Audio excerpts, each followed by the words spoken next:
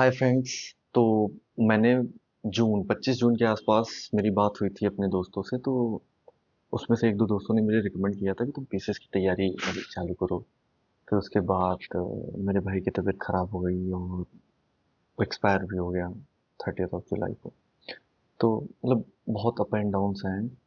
But मैं बहुत ही firm था और बहुत ज़्यादा होपफुल था मेरा इस बार पीसीएस हो जाएगा। हालांकि देखा जाए तो जो मेरी प्रिपरेशन है बहुत बहुत ज़्यादा कम है पीसीएस के हिसाब से। लेकिन स्टिल आई फील कि हो सकता है।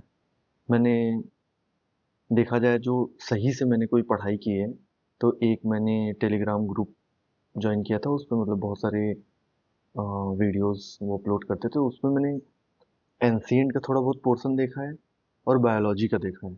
और मैंने कुछ नहीं देखा, पॉलिटी मॉडर्न कुछ भी नहीं देखा है। मुझे नहीं पता मैं कैसे कर पाऊंगा। ना ही मैंने सी साइड का कुछ देखा है, ना मैंने इन्वायरमेंट का कुछ देखा है। तो इकोनॉमिक्स भी ऐसे ही है।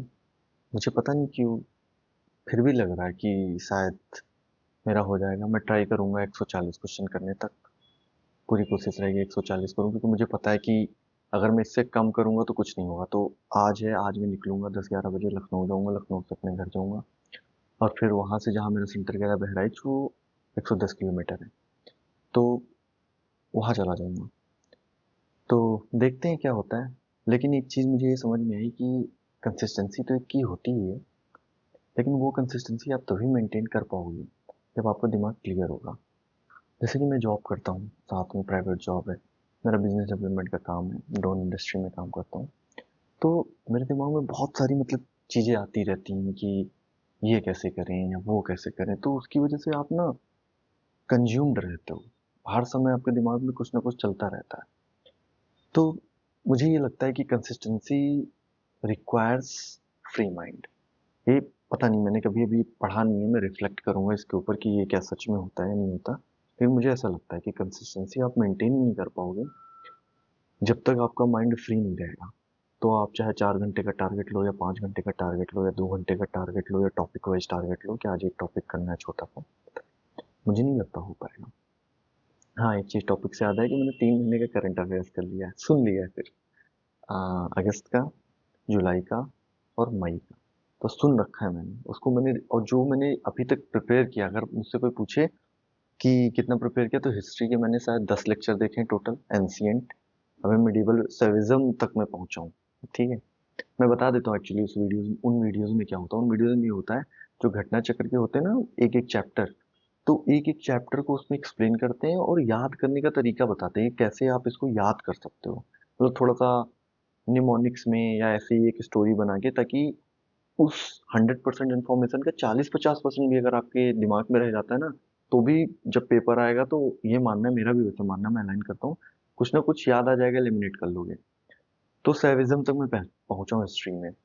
और बायो में स्टार्ट करके, मतलब स्टार्टिंग से लेके मैं पहुंचा हूँ ब्रेन वाले तक।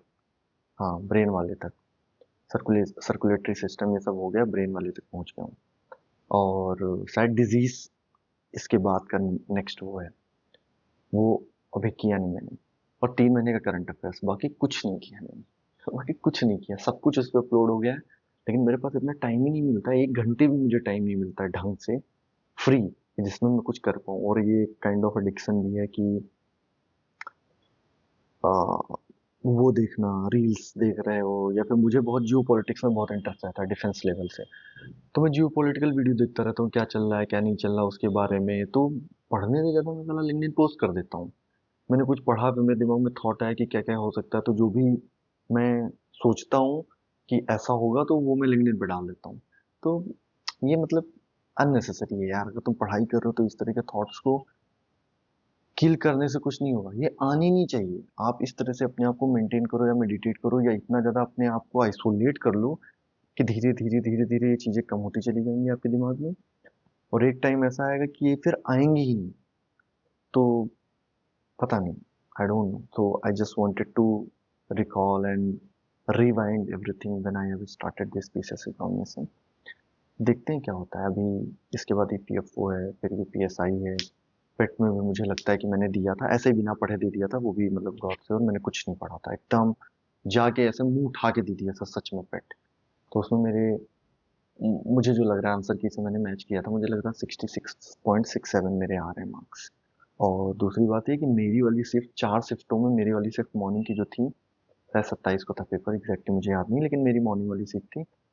तो मैंने यूट्यूब पे जो भी एनालिसिस देखे थे उस पे लोग ये बोले थे जो मेरी वाली शिफ्ट थी वही सबसे इजी थी। तो हो सकता है कि जब नॉर्मलाइजेशन हो तो मेरे 1-2 नंबर कम हो जाए, या 2.5 नंबर भी हो सकता है कम हो जाए। तो वीडियो वगैरह वैकेंसी लोग बोल रहे हैं कि नहीं, मतलब मैं भर पाऊंगा, लेकिन लेखपाल भर पाऊंगा अगर 40x लोगों को बुलाए। वो भी देखते हैं कि होता है कि नहीं होता। मैं जनरल हूँ, ईडब्ल्यू एस या फिर कोई और कैटेगरी है नहीं, तो वो भी डिफिकल्ट है।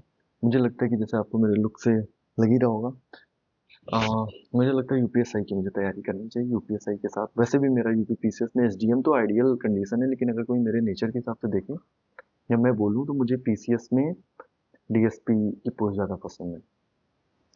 लेकिन एक होता नहीं कि बेटर फ्यूचर और ज़्यादा कंट्रोल पॉलिसी मेकिंग, मतलब ग्रेटर गुड के लिए कि जैसा मैं चाहता हूँ, तो वो मुझे मतलब एसडीएम लगता है कि ज़्यादा यूज़फुल है।